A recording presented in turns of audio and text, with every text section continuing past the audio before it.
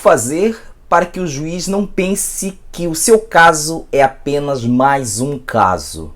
No vídeo de hoje eu vou dar uma dica muito boa, principalmente para quem atua na área do direito criminal, mas serve também para quem atua no direito de família, até na seara trabalhista. Fique até o fim que você vai gostar.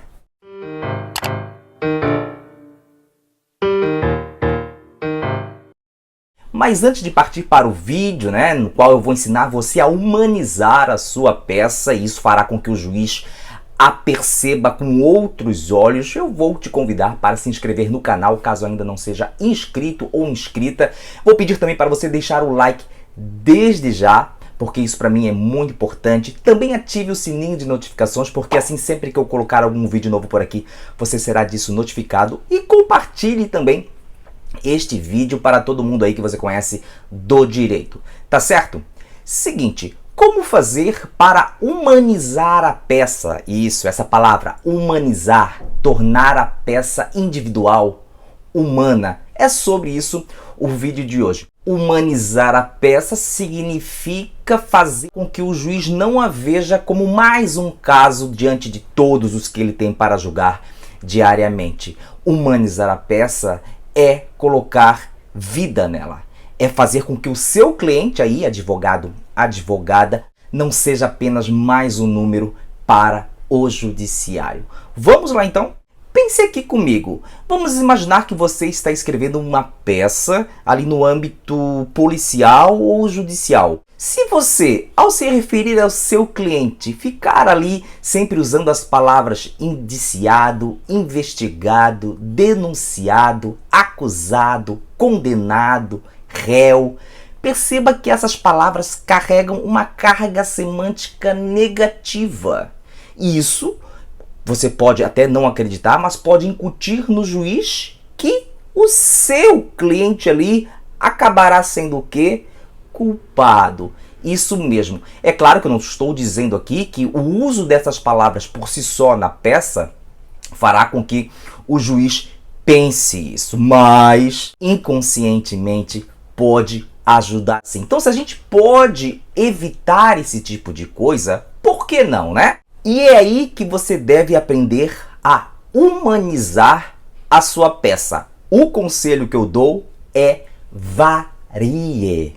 Como assim varie, professor? É assim, você pode até usar essas palavras que eu acabei de falar, acusado, indiciado, investigado, condenado, réu, mas não as use tanto. Use na sua peça o nome todo do seu cliente ou apenas o prenome. Você pode colocar a profissão mesmo, tratar o cliente pela sua profissão. Enfim, você pode empregar ali qualidades que identifiquem o seu cliente como um ser humano, como uma pessoa, não como um número qualquer. Legal? Pode até parecer que não, né? No momento em que vocês me assistem, agora, pode parecer que isso não funciona. Gente, mas acreditem, hein? Esse simples proceder pode fazer uma diferença, ainda que mínima, na defesa do seu cliente. Então vamos fazer o seguinte, eu vou apresentar aqui agora uma peça não humanizada. Vale sempre lembrar que essas dicas que eu estou passando para você não vale apenas para a seara criminal, hein? Você pode empregar essas dicas também na seara trabalhista ou até na seara civil, Sobretudo no direito de família. Vou colocar aí um texto agora para você. Você já está vendo neste momento um texto que eu retirei de uma peça real. Então desconsiderem os erros ali que porventura aparecerão. Vejam, no caso, o acusado procurou de todas as formas manter sua família e seu círculo de amizade religioso, inclusive perdoou a ex-esposa pela traição e mesmo a vítima, desde que esta reconhecesse seus graves erros. Entretanto, esta, ao contrário, passou a espalhar a traição nos seus ambientes sociais e a zombar do acusado. Vejam, acusado, acusado. Nesse prisma, excelência, veja-se que ninguém retira a vida de outra pessoa desse modo, sem que haja um motivo determinante, que no caso foram as intensas atitudes da vítima de traição, provocação e ameaças. Estas levaram o acusado a acreditar, em face das circunstâncias que nortearam os fatos, que o convívio com a filha e a estabilidade familiar estavam em risco iminente, do que sobreveio o desfecho trágico. Diante disso, no caso em voga, resta perfectibilizada a discriminante putativa descrita no parágrafo 1º do artigo 20 do Código Penal. Vejam como ele usa a palavra aqui, o advogado ou advogada usa a palavra acusado em várias vezes, o que não é bom. Aliás, com mais propriedade, evidencia-se como assente nos autos que o acusado, antes dos fatos, era considerado pessoa serena e cordial e não tinha tal, vou pular. Próximo parágrafo. Corroboram com isso as testemunhas ouvidas durante o inquérito e em juízo, que afirmaram que o acusado, na ocasião dos fatos, estava fora de si, consternado. Próximo parágrafo.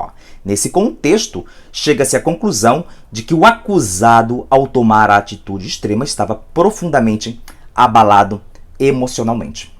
Esse modo de escrita você não pode mais ter. Tá? Não fique escrevendo acusado, acusado toda hora na peça, porque isso incute inconscientemente na cabeça do juiz que, na verdade, ali o seu cliente acaba sendo culpado. Por quê? Acusado não é culpado, a gente sabe, mas acusado é uma palavra negativa. Aí que tá o ponto. Quer ver como você pode melhorar a peça? Como você pode humanizá-la? Dê uma olhada. Olha só, agora eu fiz umas adaptações, hein? Eu humanizei a peça. No caso, João Pereira, já coloquei o nome do seu cliente, hein? Em vez de acusado, procurou de todas as formas manter sua família e seu círculo de amizade religioso, inclusive perdoou a ex-esposa pela traição e mesmo a vítima, desde que esta reconhecesse seus graves erros. Entretanto, esta, ao contrário, passou a espalhar a traição nos seus ambientes sociais e a zombar do acusado. Olha só, eu escrevi acusado aí, né? Beleza, daqui a pouco eu já falo sobre isso. Nesse prisma, excelência, veja-se que ninguém retira a vida de outra pessoa desse modo, sem que haja um motivo determinante, que no caso foram as intensas atitudes da vítima de traição, provocação e ameaças. Estas levaram o marceneiro, hein? Eu escrevi a profissão do acusado em vez de acusado. O marceneiro a acreditar, em face das circunstâncias, vamos pular, olha lá, diante disso, vamos lá para o aliás. Aliás, com mais propriedade, evidencia-se como assente nos autos que Pedro, veja, agora eu coloquei apenas o prenome, antes dos fatos, era considerado pessoa serena e cordial e não tinha nenhum envolvimento comprovado em autos de violência. Vamos pular.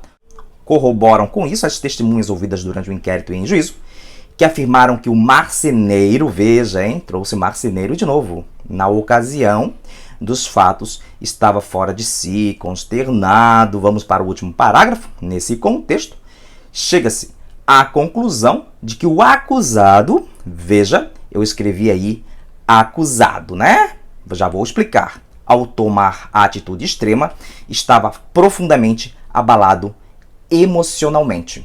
Percebeu a diferença entre as peças? Por que aqui, nesse último exemplo, com a peça humanizada, eu ainda assim mantive algumas vezes a palavra acusado?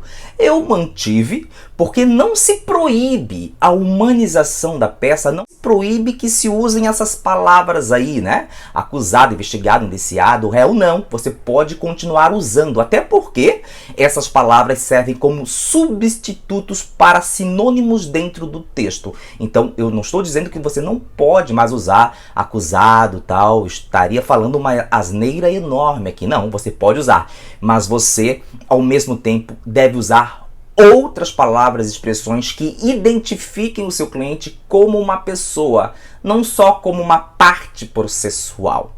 Legal? Se você ficar usando sempre acusado, condenado, réu, indiciado, investigado, você estará estigmatizando ainda mais uma parte que já é estigmatizada, né, judicialmente, que a gente sabe muito bem isso.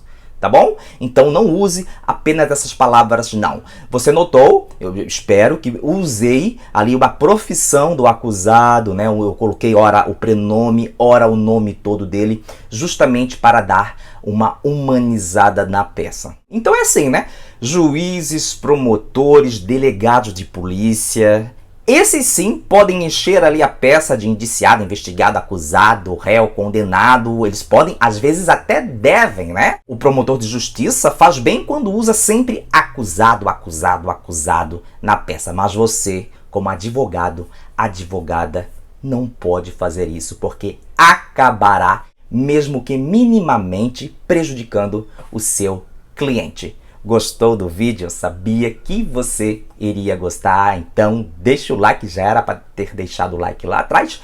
Compartilhe este vídeo, se inscreva no canal, né? Caso ainda não seja inscrito ou inscrita, e compartilhe este vídeo nas redes sociais, porque assim meu trabalho fica cada vez mais conhecido. Espero que tenham gostado. Então, vou ficando por aqui. Forte abraço e até mais.